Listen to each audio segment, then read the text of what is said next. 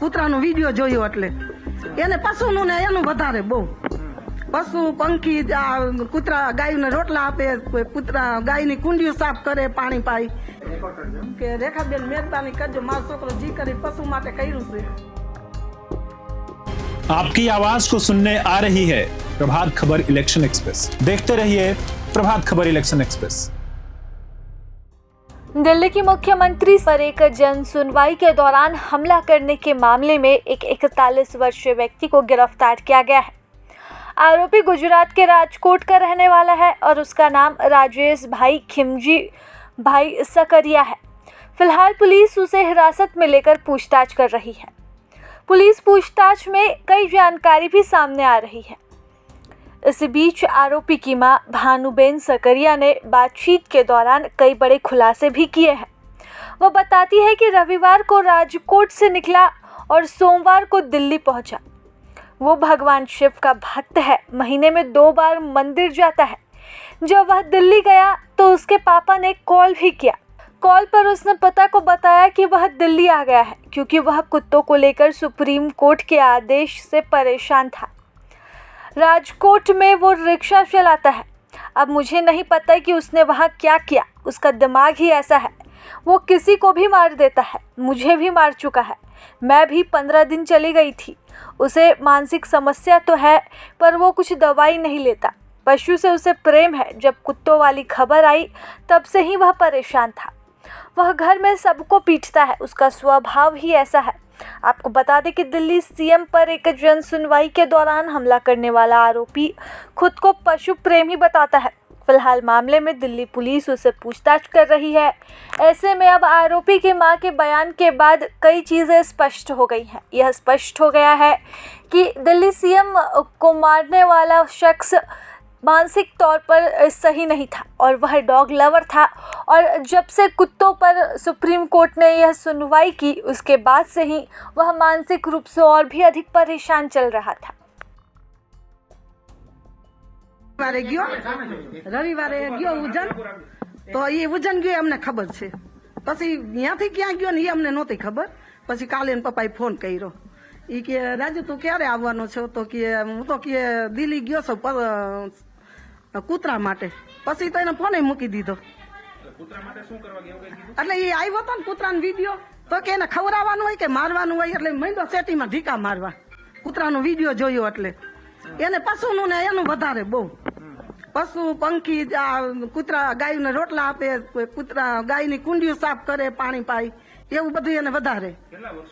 આ 5-6 વર્ષથી વધારે એમાં છે। અને ભોળાનાથનું ભગત એટલે ઉજ્જૈન જાય, મહિનામાં 2 વાર જાય, એક વાર તો જાય જ, મહિનામાં 1 વાર તો જાય જ। ના બીમારી કોઈ વસ્તુ દવા નથી, પણ સ્વભાવ એનો થોડો ખારો છે। તો હા સ્વભાવ થોડો ખારો છે। હા દિલ્હીનો વિડીયો એને મોબાઈલમાં જોયો, કોને મોકલ્યો મને નથી ખબર, પણ એ પછી સેટીમાં ઢીકા મારવા માંડ્યો। એ કે કૂતરા સારું થઈને આવું કરે કે એને ખવડાવાય, દૂધ પવાય, આગ પવાય, એમાં એને ન ખાતું બપોરે, જમ્યો જ નહીં પોતે। એ કે મારે નથી જમવું, કે કૂતરાને ના પાડે છે કે इससे पहले क्या किसी के साथ मारपीट की है उन्होंने? ના ના 6 વર્ષ થયા તો કોઈ વસ્તુ નહીં। 6 વર્ષ થયા તો સ્વભાવ સુધરી ગયો છે। નથી પીવાનું, નથી ફાકીનું બંધાણ, ચા નહીં, કોઈ વસ્તુ નહીં। व्यवसाय શું કરે છે આપના સન? વ્યવસાય શું કરે છે? વ્યવસ્થા તો રિક્ષા છે। હા કેટલી ઉંમર શું છે એમની? એની 40 વર્ષ। એમના પરિવારમાં એની પત્ની છે ને છોકરો? ના ના એ અમદાવાદ એની બેનની ઘરે ગયા છે। અમદાવાદ થી કલોલ, ત્યાંથી ખૈણા ગામ આવે, ત્યાં ગયા છે। તો મા દીકરો 2 ગયા, છોકરો છે 17 વર્ષનો। આ પ્રકારના જ્યારે સમાચાર સામે આવ્યા કે આપના સન છે દિલ્હીના સીએમ, હા વિનંતી કરું કે મારો છોકરો તો પશુ હારું થઈને કરે છે, જી કરે ઈ। લાફો મારી દીધો, હવે આપણે માફી માંગવી પડે હવે કે એનો સ્વભાવ થોડો કેવો છે ખારો, એમ પશુ હારું થઈને કરે, બાકી ઓમ કઈ ન કરે, પશુ હારું થઈને જ કરે બધું। શું અપીલ કરશો તમે?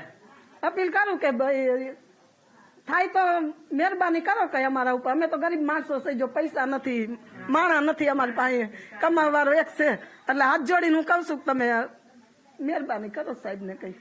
આની પહેલા ઉપવાસ ઉપર પણ હા પશુ માટે એને 8 દિવસ જમ્યો નહીં, ઈ રામ મંદિરે ગયો તો અયોધ્યા વાળું, એટલે અહીંયા પછી એને મળ્યો, એટલે એને કીધું કે આપણે 1-2 વર્ષમાં પશુની હોસ્પિટલ બનાવશું, કે નિરાત રાખો, કે અટાણે તો કે જે રામ મંદિર એ અધૂરું છે.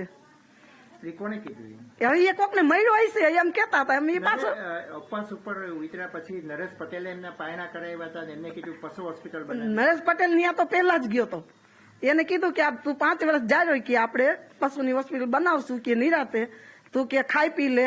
ત્યાં ઝૂંપડું વાળીને બેઠો હતો, કાગળનું ઝૂંપડું વાર્યું હતું, અને એ 3-4 દિવસ બેઠો. ભાઈ નરેશ પટેલને ખબર પડી એટલે એને પછી લઈ ગયા અંદર ને બધી ફોટો લીધો રાજુનો, અને એમનો ફોટો એને હારે લીધો. દિલ્હીના સીએમ ને શું અપીલ કરશો એક માં તરીકે? માં તરીકે હું કઉ છું, મારા છોકરાનો સ્વભાવ થોડોક એવો, પણ એ પશુ સારું થઈને કરે છે. હવે ઓમ કઈ મગજમારી નથી કરતો, ઘરમાં નથી કરતો હવે. એટલે આ પશુનું કઈ જે હોય સાહેબ કઈ અમને કઈ ખબર નથી બીજી તો. શું કરે છે? એના પત્ની તો ઘર કામ કરે, હા ઇમિટેશન નું કામ કરે છે, ઘર કામ કરે. તમારું નામ? ભાનુબેન.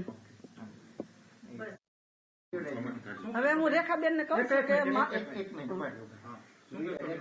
કે રેખાબેન મહેરબાની કરજો, મારો છોકરો જી કરી પશુ માટે કર્યું છે, બીજી કઈ મગજમારી નથી કરતો. હવે સકલા ને ગાયું ને એના માટે જ કરે છે. ઈ પશુ સારું તો બહુ દોડે છે, અપવાસ ઉપર એ રહે છે. હવે મહેરબાની કરી અને છોડો તો ભાઈ અમારા. રેખાબેન ને જ કહું છું, રેખાબેન ને જ કહું, અમારી મહેરબાની કરજો, ગરીબ માણસ ની વિનંતી. હવે છોકરાએ જે કર્યું એ તો મને પછી ખબર નથી, ફડાકો માર્યો એમ કે છે, પણ બીજી મને નથી ખબર. દિલ્હી આવ્યો એ મને નથી ખબર.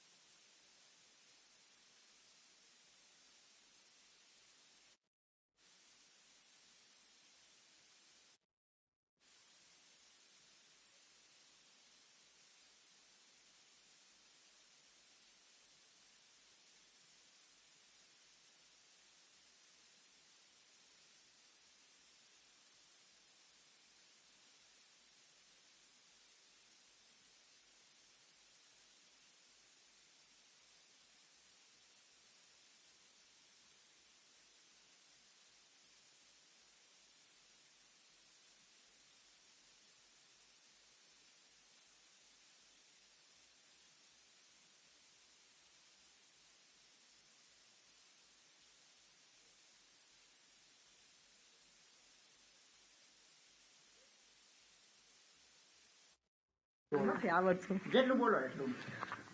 રેખાબેન ને વિનંતી કરું છું, એમ જો ન આવડે, મને હિન્દી નથી આવડતું. ગુજરાતીમાં હિન્દી ન ફાવતું એટલે ન ફાવે ને.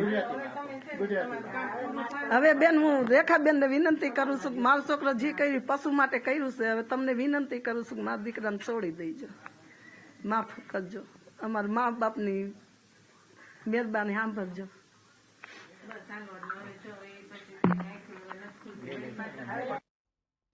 ચિંતા કરો.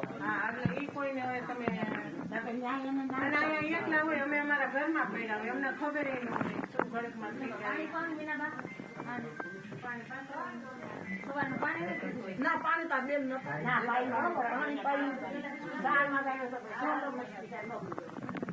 બીજું શું પછી